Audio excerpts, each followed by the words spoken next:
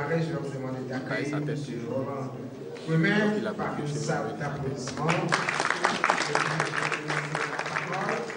C'est une formation qui va être très dynamique. Donc, pas comme ce qu'on vient de faire tout à l'heure, il sera debout. Il va certainement de temps en temps vous demander une petite contribution, mais ce sera très gentil. Voilà. Doit se battre, c'est l'intégration africaine. Est-ce que vous savez que pour qu'on vienne au Cameroun, on devait prendre un visa? Les Ivoiriens devaient prendre un visa. Donc du coup, je voudrais vous dire que j'ai pris un visa pour venir ici. 60 ans après les indépendants, je ne pense pas que c'est une honte pour le continent africain. Alors en 2010, le Grand Frère l'a dit, j'étais président mondial de la Jeune Chambre, c'est une fédération mondiale de jeunes leaders entrepreneurs âgés de 18 à 40 ans. Et nous sommes dans 125 pays. Et en 2010, j'étais sur 11 pays en tant que président. J'ai fait à peu près 28 pays africains. Alors je vous raconte cette partie que vous comprenez. J'ai eu l'opportunité d'avoir un passeport diplomatique de mon pays. Et sur 28 pays africains, j'ai pris, je pense, 24 ou 25 visas. Et si je vous montre à quoi ressemblent les visas africains, c'était des cachets, c'est moche, c'est laid, et puis c'est pas digne. Alors j'avais 27 cachets, 23 ou 24 cachets. Et c'était plus difficile pour moi de voyager en Afrique que d'aller aux États-Unis, au Canada, au Japon et tout. Et c'est une honte pour notre continent. On doit souvent avoir honte d'être africain. Et du coup, quand j'ai été invité à venir ici, je me suis dit, est-ce que c'est vraiment les Africains? Parce que c'est facile de faire venir les Blancs. Comprenez, suivez mon regard au Cameroun, on vous aligne. Alors je me suis dit, est-ce qu'ils sont trompés ou pas? Qu'est-ce qui... Et je me suis dit, bon, tout n'est pas aussi mal parti sur le continent africain. Est-ce qu'on peut applaudir pour la Côte d'Ivoire?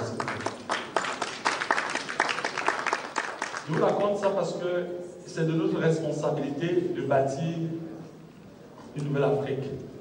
Il suffit, et là j'ai eu la chance de rencontrer le président Kagame, parce qu'en 2010, je rencontre à peu près 17 chefs d'État africains. Et je pose cet agenda, that it will be so nice for Africans, that they can travel within Africa without visa. It takes just a political will. Ce n'est pas la France, ce n'est pas la Grande-Bretagne. Cessons d'accuser les autres face à nos bêtises. Et le président Kagame l'a fait, je pense que vous êtes au courant, depuis 2 ans et demi. Pour aller au Rwanda, pas de visa pour les Africains. Vous entrez dans l'avion, d'abord le faites en ligne. Nous sommes à l'ère du digital et tout, vous faites en ligne. Et quand vous arrivez, je vais vous payer les 20 dollars. Hein? 30 dollars. Voilà. Du coup, on gagne. Alors, je vous raconte, pour moi, Camerounais, pour aller au Kenya, je vais aller au Nigeria. Et quand je suis allé au Nigeria, on me dit, the visa will be out in 1 month. Pardon? J'ai 17 passeports. Aujourd'hui, je suis à 89 pays visités. Mais j'ai du mal à avoir un visa pour aller au Kenya. On ne pense pas, c'est une honte. Et c'est valable, l'inverse c'est vrai. C'est-à-dire, pour qu'un Kenyan vienne au Cameroun, j'ai vu devant moi, on a rapatrié un Burkinabé, parce qu'il n'y a pas de visa pour le Cameroun. La bêtise peut continuer. Et je saisis cette opportunité pour parler de l'énergie transformationnelle. Le continent africain a besoin de leaders transformationnels. Parce qu'il y a un principe dans la vie, soit on avance, soit on recule. Est-ce que nous avançons? Si c'est oui, mais il n'y a pas on ne stagne pas. Il y a pas, en matière de loi, il n'y a pas un principe de stagnation, stagner. Soit on avance, soit on recule. Alors, est-ce qu'on avance? Ok. Donc, comme le grand frère ici a dit, c'est pas une présentation. Moi, j'aime bien être dynamique, donc je vais vous secouer un peu. Vous savez, mon PM vient dans mon business, je suis logé ici, donc j'investis beaucoup. Donc, ce n'est pas pour que je vienne vous dire vous êtes beau, que ça va très bien. On va se dire la vérité. Vous êtes d'accord? Voilà, on va pas. Je ne suis pas politicien. Bon, souvent on dit j'ai la tête, mais j'espère que je n'ai pas la tête d'un politicien. on se dira la vérité. Je voudrais qu'on regarde une petite vidéo, la première vidéo. C'est une vidéo de 3 minutes et puis je reviens. En plus, c'est en hindou, donc du coup, focalisez-vous sur l'image.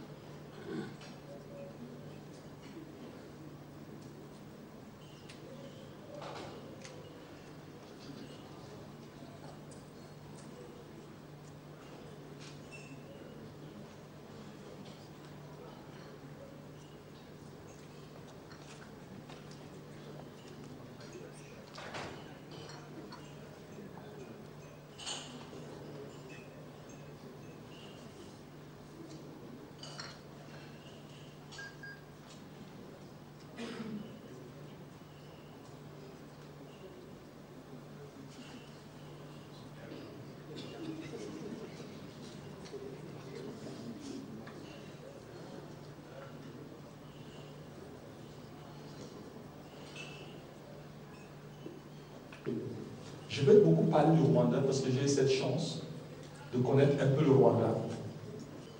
Faites confiance à la jeunesse. Vous pouvez aller vous coucher.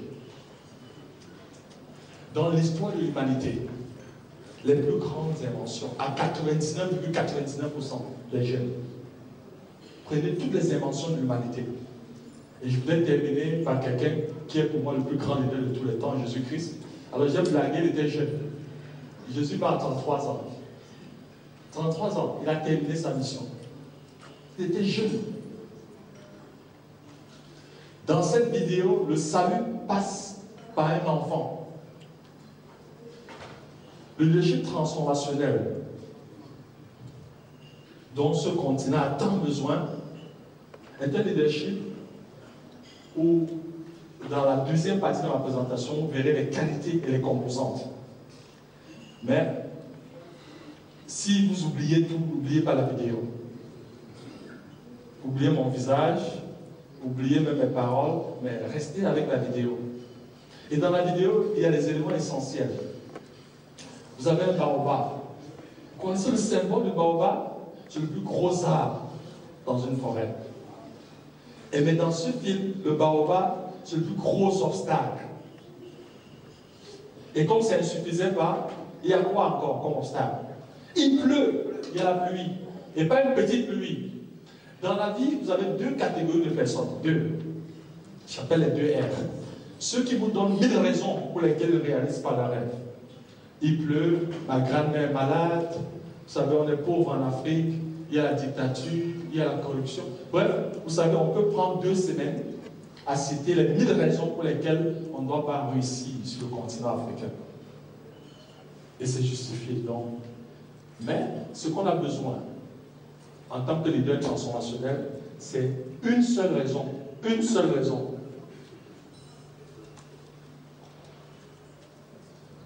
pour laquelle on doit s'orienter au résultat. Le résultat. Cet enfant, lui, va aller à l'école. Le reste, il s'en fout. Elle a dit, se focaliser sur l'essentiel. Alors, j'ai blagué au niveau de la jeune chambre. Quand cette conférence, si c'était en Occident, la salle serait pleine. Vous savez que samedi, je vais à Montréal et je vais vous envoyer les photos. Ce seront près de 3000 à côté. Ici, c'est vide. S'il y a la fête, on va manger. Vous voyez, le continent, il y a quelque chose. Soit on a été maudit par le bon Dieu, mais il y a quelque chose. Et c'est valable dans la jeune chambre. C'est-à-dire, quand il y a tout ce qui est renforcement des capacités, les conférences, parce que la jeune chambre a divisé le monde en 4 zones. Afrique et Moyen-Orient, Europe, Asie-Pacifique et Amérique. Quand on vient sur mon continent là, le soir, parce que on sait aussi fêter les jeunes. Donc il y a beaucoup de fêtes le soir. Le matin, c'est des séminaires, des conférences, tout ce qui est brainstorming, cogitation, planification stratégique, des jeunes qui réfléchissent et qui veulent réinventer le monde. Le soir, c'est la fête. Pour une conférence de 600, 800 délégués, le soir, il y a vous voyez 600 personnes. Et puis dans la journée, vous voyez à peine le tiers. Les salles de formation. On peut venir des grands conférenciers. Et vous allez de l'autre côté de la planète, c'est autre chose. Les conférences, full. Ils prennent note. Nous, on ne prend jamais note. Même les collaborateurs. Oui, patron, j'ai pris note. Où? On dit la tradition est orale. Quand un vieux meurt, le baobab pleut. Est-ce que vous imaginez que une bibliothèque brûle?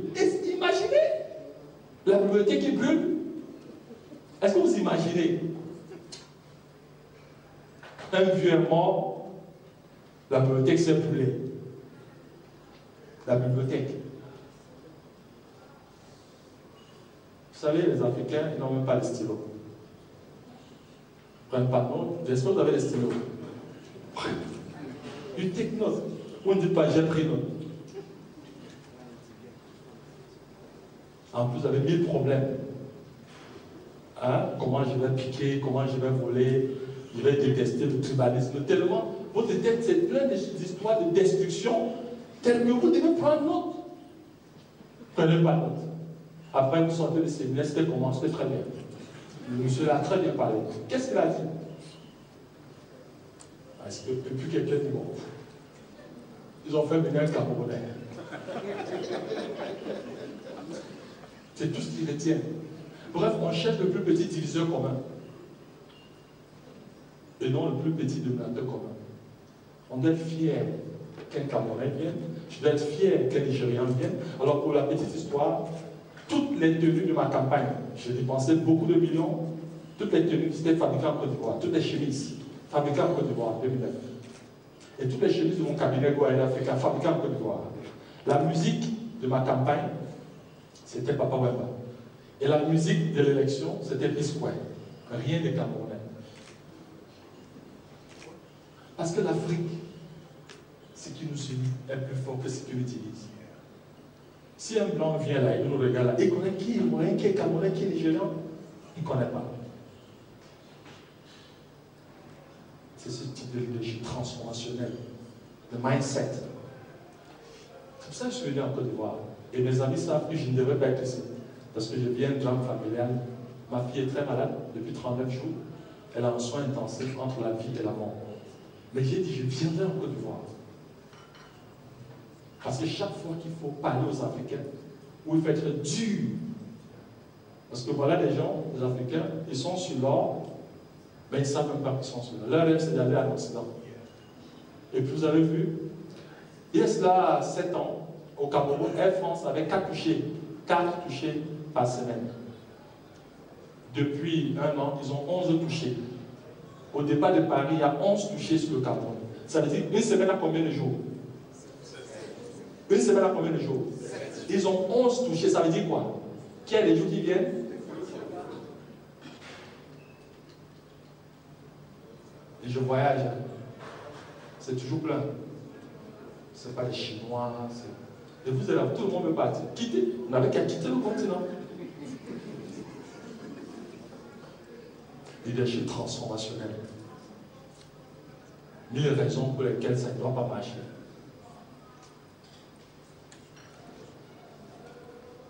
Pourquoi on ne change pas? Vous avez les opposants et les sceptiques qui sont contrariés par le changement. Ils ne veulent pas, non. Deuxième catégorie, ceux qui attendent de voir, bon, on va faire comment, ça c'est au Cameroun. On va faire comment, vraiment, là. Ils attendent. Et puis les partisans, mais ils sont très peu, et c'est eux qui sont dans cette salle. Les partisans du changement, qui croient qu'un mouvement peut naître et qu'on peut transformer le continent. Suite à l'annonce du changement, vous aurez des collaborateurs qui vont passer à un éventail de réactions émotionnelles. Le déni. Ils refusent de croire. On dit, si c'est Académie, champion national. Ah, c'est encore quel slogan ça? Rien ne peut changer, rien. Donc ils refusent. Vous dites, ils disent non. Tu dis même c'est gratuit, viens, on parle. Non. C'est encore un autre séminaire. Mindset. Et puis il y a les gens de la colère. Ils se rebellent, s'opposent devant le changement et refusent d'entendre parler. Les élections en Afrique. On connaît les gars qui, vous faites le mal, on joue le mal, on connaît les résultats. Regardez comment c'est tendu toujours, quand à la veille des élections. La tension partout. Mais les autres, ils auraient l'élection, il n'y a même pas de... Nous, la sécurité, quand on dit élection, c'est la fin du monde. Quand on dit élection, c'est comme si on annonçait la fin du monde. Partout en Afrique. Je dis partout. Élection veut dire, pour ceux qui sont chrétiens, comme si c'était l'apocalypse. Les gens prient, les messes, les imams prient. Élection, ça dépasse même développement. Ils sont pris comme ça que l'Afrique devient le paradis. On ne peut pas prier comme ça.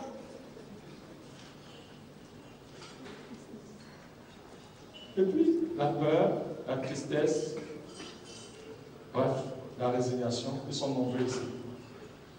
On va faire comment? Nous, on est venu accompagner les gens. Comprenez le discours des Africains, des jeunes. Nous sommes venus accompagner les gens. Tu es venu accompagner. Il est accompagnateur. Regardez comment il s'est défini lui-même. Il a un accident de parcours. Regardez, il n'est même pas fier de lui-même. Voilà. Du coup, il a un complexe d'infériorité incroyable. Quoique le blanc à la sourire. Le blanc, tout ce qui vient de blanc. J'ai la chance d'être président d'une nation blanche. C'est quand même la jeune chance, c'est 95% des membres, c'est des blancs. Et j'ai été le président mondial. Donc je peux parler avec autorité que nous sommes compétents. Mais le problème, c'est dans la tête. Complexe d'infériorité. Vous savez, chez nous au Cameroun, il dit je monte en mer. C'est monter, c'est je monte en Europe. Or, la carte du monde est une fausse carte. Vous êtes au courant? C'est une fausse carte. Faites des recherches. C'est une fausse carte. Et regardez la carte du monde. L'Europe dépasse l'Afrique. Quand on regarde la carte, incroyable. L'Afrique, c'est les États-Unis, c'est l'Europe, c'est la Chine et une bonne partie de l'Inde. En superficie. On se met, pas chaque fois le neveu, qui est le gang, tribaliste. Vous avez vu le résultat? Finalement, nous sommes une bande d'incompétents.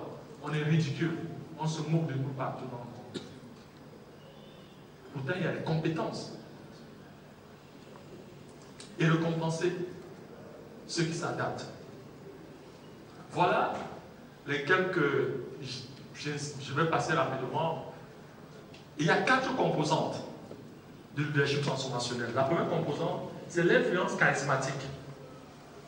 Vous ne pouvez pas être un leader transformationnel parce que vous n'avez pas cette influence charismatique. Vos collaborateurs vous admirent, vous respectent et vous font confiance. Si on ne vous admire pas, je ne dis pas d'avoir peur de vous, je ne parle pas la peur. Parce qu'un décret, on vous fait un petit décret, vous matez tout le monde, vous devenez un tyran. Ce n'est pas de ça que je parle. Je parle de l'admiration comme le papa et son fils. Vous savez, quand un enfant admire, et moi je peux le dire en 2010, quand on demandait à mon fils, qu'est-ce que ton papa fait? Il dit, papa voyage. Et tout le monde se moquait. Vous savez, les enfants à l'école primaire, on demande la profession du papa. Mon papa est avocat, mon papa est chef d'entreprise. Il disait toujours, my father is traveling. Et on riait. Mais il disait quelque chose d'extraordinaire. Papa voyage et change le monde. Il est fier de moi, mon fils. Et c'est dit, quand il me regarde, je vois. Il est fan de moi. C'est vrai, mon fils est fan de moi. Il ne cache pas. Daddy, your tie is nice. Your shoe is good. You know, I like it. I mean, that's kind. You must inspire one person. Vous voulez changer le monde? Changez d'abord chez vous. Qu'est-ce que votre épouse pense de vous? Qu'est-ce que vos enfants pensent de vous?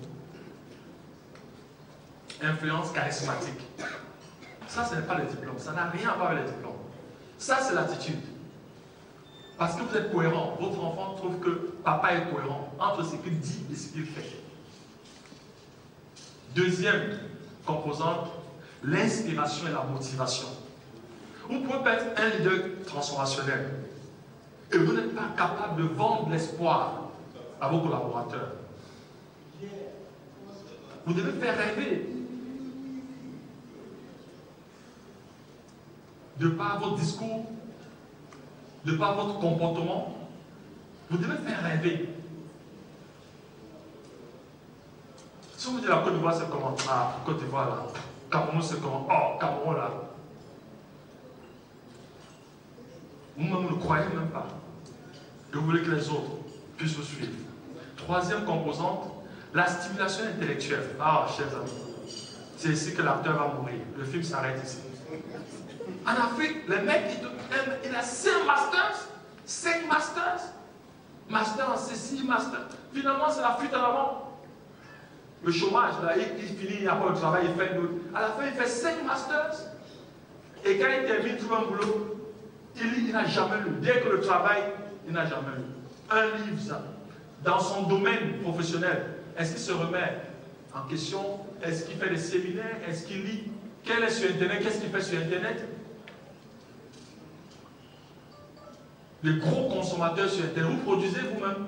Moi, je publie tous les jours. Vous devez influencer le monde en publiant. Pas seulement en consommant. Les gens, professeurs d'université, 20 professeurs, vous savez, je suis professeur en ceci, et c'est là les professeurs africains. Et comme ça, et puis tu as les papiers par-dessus.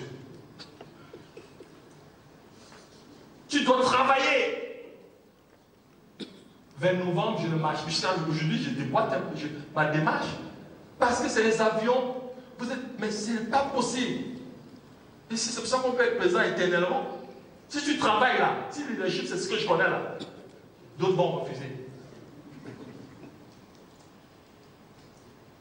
L'Afrique a besoin de leaders transformationnels. Cet instituteur, il doit bûcher. Il doit inspirer ses enfants. Il doit faire. Et du coup, voilà une école où les enfants ne veulent pas aller à l'école, où maintenant tous veulent aller à l'école. Alors on s'est dit, mais qu'est-ce que ce monsieur a fait? On n'a pas augmenté le budget. Suivez-moi. Rien. Mais là, le résultat. Le leader. Les meilleurs leaders, surtout les leaders transformationnels, vont créer les meilleurs pays, vont créer les meilleures organisations, vont créer les meilleures entreprises. Le leadership au centre du succès de toute organisation. C'est pour ça que quand on m'a invité, j'ai changé un peu le thème. Ici, on parle d'entreprise, n'est-ce pas? Vous avez vu, je parle 1 ou 2 fois d'entreprise. Parce que là, si on oublie ce qui est essentiel, leadership, et le vrai leadership, pas les privilèges. Le leadership n'a rien à voir avec une nomination, avec la fonction, là. Vous avez la vie de l'enfant. Ceux qui transforment le monde n'ont pas le titre président mondial. Et puis quoi? Ça ne vous intéresse pas? What is the impact that you have created? Est-ce que tu as transformé ta société? Parce que cette société doit être transformée. Transformée spirituellement, transformée économiquement, transformée. Il faut transformer l'Afrique. Si on veut avoir du temps pour poser quelques questions, il me faut. On accélère un peu. Ok. 5 minutes. On passe les 10 qualités.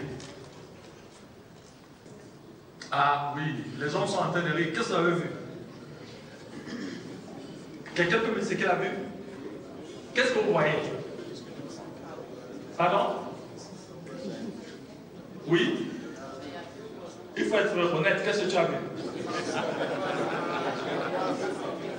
Tu as vu une femme? Ok. Qui a vu quelque chose? Qui a vu quelque chose d'autre? Deux bonhommes qui dansent. Ok. Et qui n'a rien vu, c'est possible. Hein? Donc la première qualité de leadership transformationnel, c'est être visionnaire. Je vais aller rapidement, je ne vais pas vous expliquer ce que c'est, mais bon. Quelle est la qualité que je voudrais mettre en valeur ici, avec cette image? Pardon? Oui, la créativité, l'ingéniosité, l'innovation. Innover, ça ne veut pas dire aller sur la planète Jupiter. C'est sortir de sa zone de confort et faire les choses différemment. On ne peut pas faire les mêmes choses de la même façon et attendre des résultats différents. On appelle ça la sorcellerie. Oh, la sorcellerie, si c'était le secret, la clé, l'Afrique serait. Donc, ce n'est pas ça qui va nous aider. Hein? Puisque petit cul-dent, on ne parvient même pas à produire. Quelle est la valeur que je voudrais mettre en avant ici?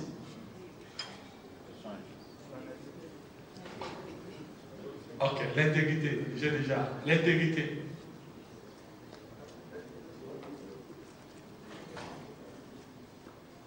Plus vous êtes une personne intègre, plus les gens auront confiance en vous et vous bâtirez une meilleure réputation. Quelle valeur?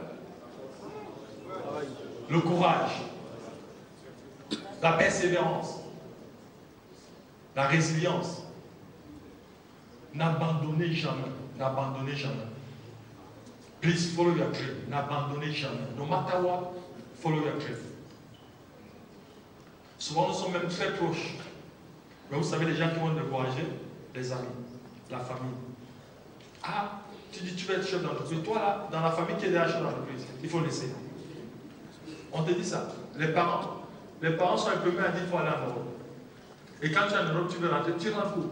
Ne rentre pas ici, c'est l'enfer. Il faut pas aller. Les parents. Donc, s'il vous plaît, suivez votre rêve. Ah, j'ai oublié. Il y a des enfants. Est-ce qu'il y a moins de 18 ans ici? Ah non. Tout le monde a. Ok, donc, c'est bon.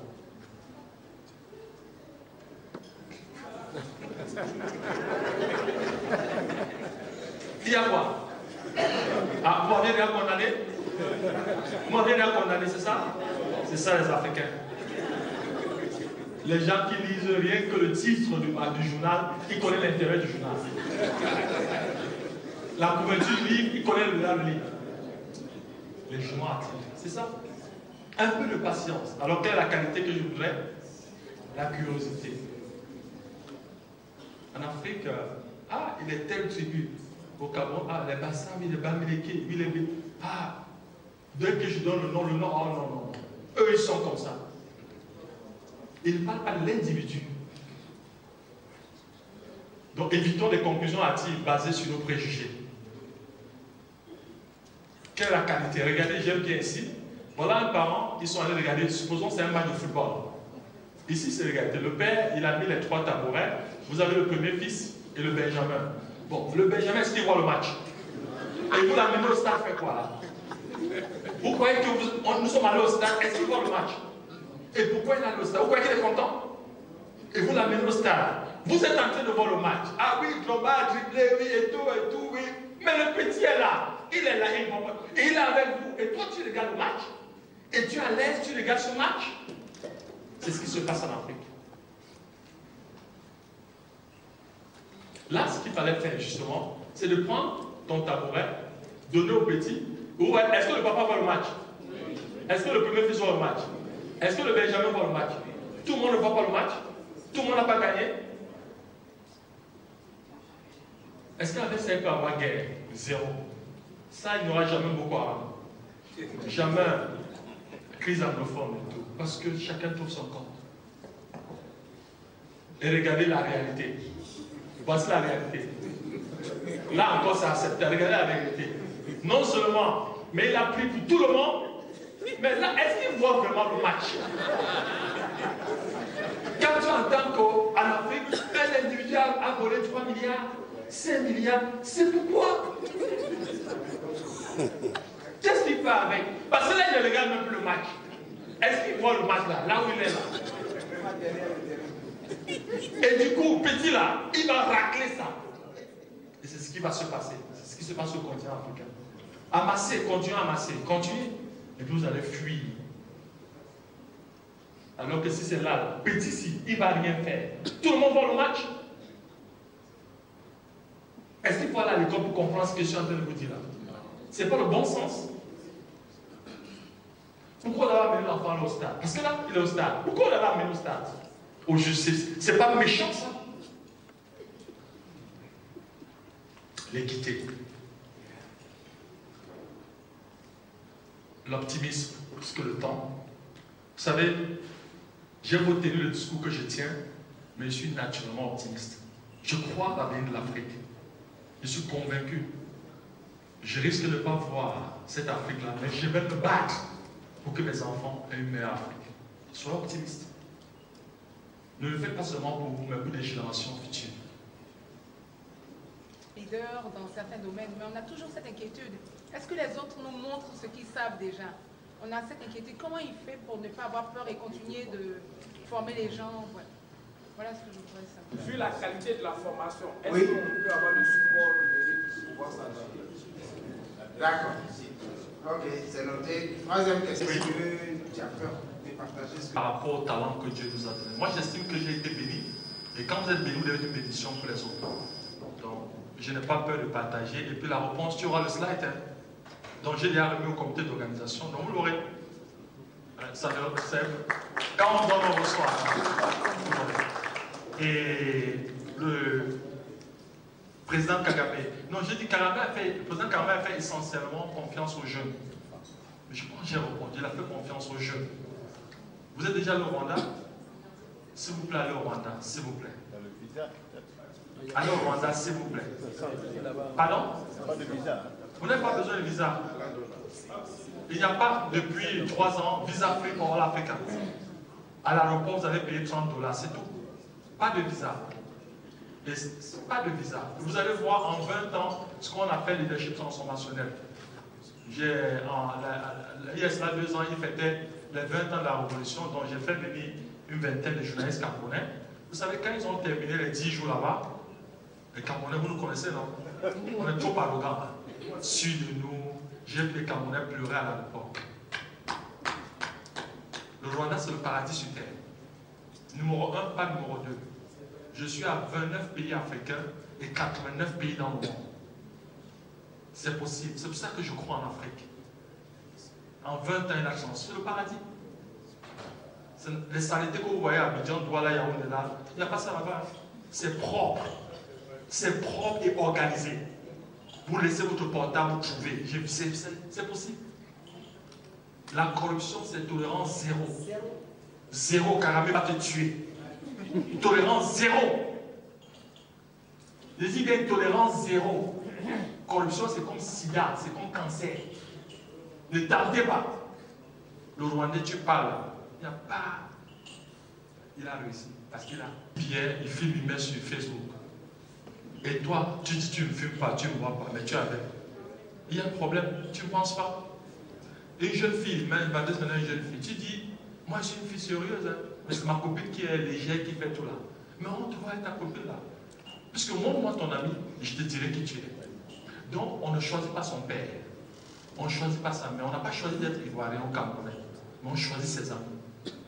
Choisis tes amis sur la base des valeurs. Ceux qui vont t'accompagner. La complémentarité.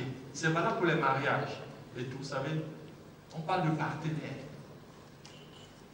Alors, je voudrais m'asseoir sur cette anecdote. Jésus-Christ, quel était le disciple qu'il aimait le plus?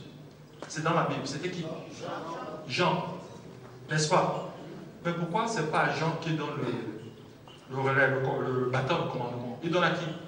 À Pierre. Pourquoi? Pourtant, c'est noir et blanc dans la Bible que c'est Jean qui l'aimait le plus. Pourquoi? Qui peut me dire pourquoi? Rapidement. Pourquoi il donne à Pierre et non à Jean, qui l'aimait le plus, puisque c'est écrit? Pourquoi? Oui? Question de compétence.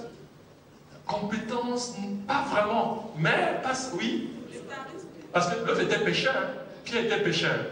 Donc c'est un pécheur, même pas à l'école. Oui. Le charisme.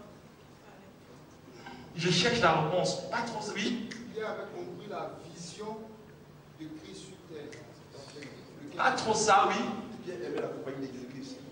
Est-ce qu'on peut applaudir? Pierre aimait Jésus plus que même Jésus l'aimait. Est-ce que vous comprenez? Mais Jésus aimait Jean. Est-ce que l'inverse est vrai? Faites gaffe. Faites gaffe. Et je le dis parce que maintenant, les aînés qui ont les entreprises, qui vont bâtir, ont bâti des choses, il arrive que le grand frère ait 2, 3 enfants. C'est humain. Tu as peut-être le Benjamin, tu l'aimes beaucoup, mais toi, tu sais qu'il n'est pas sérieux. Et c'est lui qui pique 10 000 à la maison. Tu sais très bien. Vous comprenez? Il fait des bêtises. Tu dis, mais c'est mon cœur, vraiment. Et c'est le testament. Là. Vraiment, tu dis au notaire, vraiment, l'enfant là, il est, mais c'est mon cœur. Tu donnes ton entreprise à un voyou que tu connais. Et puis, il y a un autre fils. Tu ne l'aimes pas beaucoup. C'est humain. Il dit, c'est ton enfant.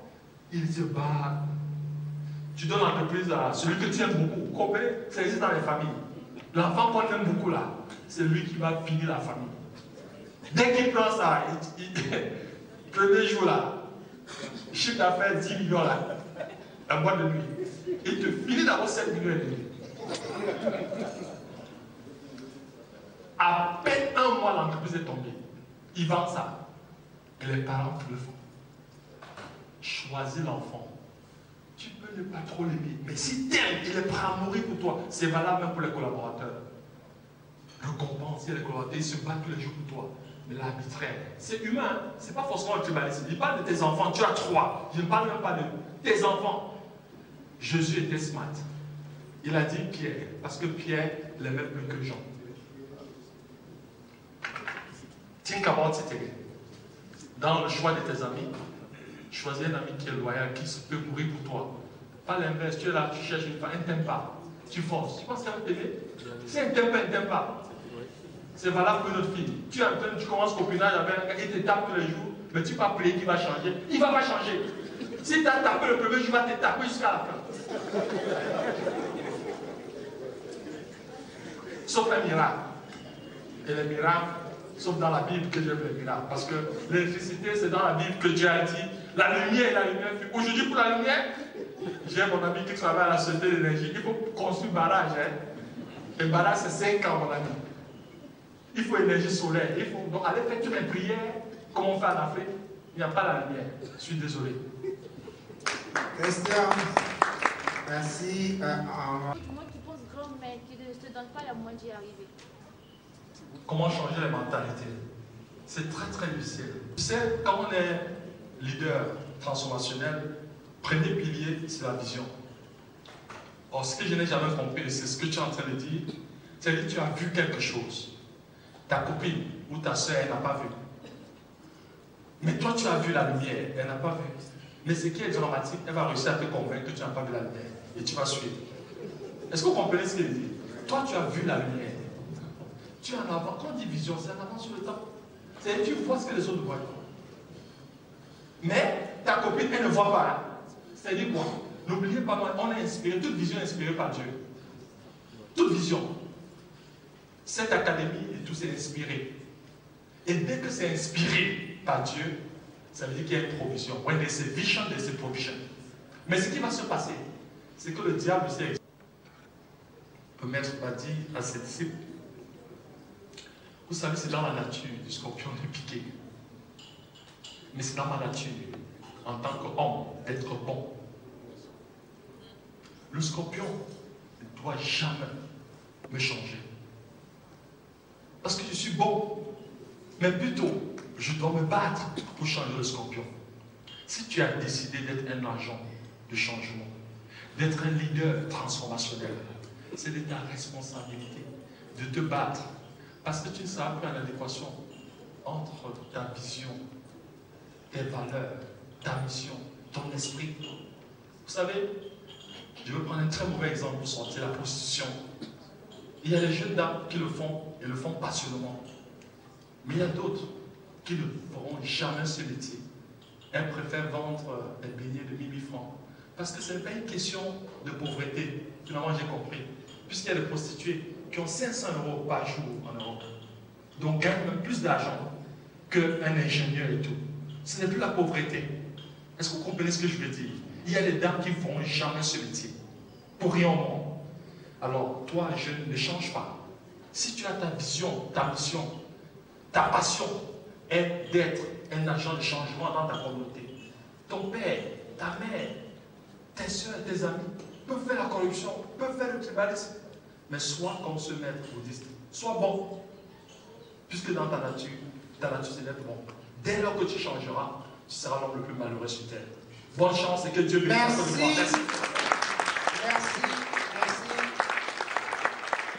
Merci à vous tous qui êtes restés. Grand merci à Roland Quemin pour ce partage formidable et fantastique. La première fois que je l'ai rencontré, c'était en Tunisie à Hammamet. Et la deuxième fois, c'était à Yamoussoukro. Merci en tout cas d'être venu partager. Nous avons besoin de transformer l'Afrique. Maintenant, c'est devenu une nécessité. Je crois que c'est même en train de devenir une urgence. Voilà. Et ce genre de session, ce genre de discours, c'est toujours très motivant. J'espère que tous ceux qui sont en face vont partir vraiment gonflés à bloc, chacun avec une décision. Parce que ça aussi, ça fait partie du leadership transformationnel. Il faut décider. Pas seulement constater, il faut décider. Vous avez appris des choses. Dans les 10 slides qu'il a passé, il y a peut-être une chose que vous pouvez récupérer et mettre en action. Dans le quartier, dans la communauté, et tout ça. Et notre ami qui a demandé comment on peut démarrer. J'espère que nos amis d'ici qui sont là en contact avec lui, parce qu'il a une volonté de vouloir transformer son cercle. Tellement c'est que les cercles sont concentrés qu'au fur et à mesure qu'on les transforme, on arrive à transformer le quartier, la ville, le pays et why not le continent. Merci à vous tous d'être restés et une dernière salle d'applaudissements pour notre ami.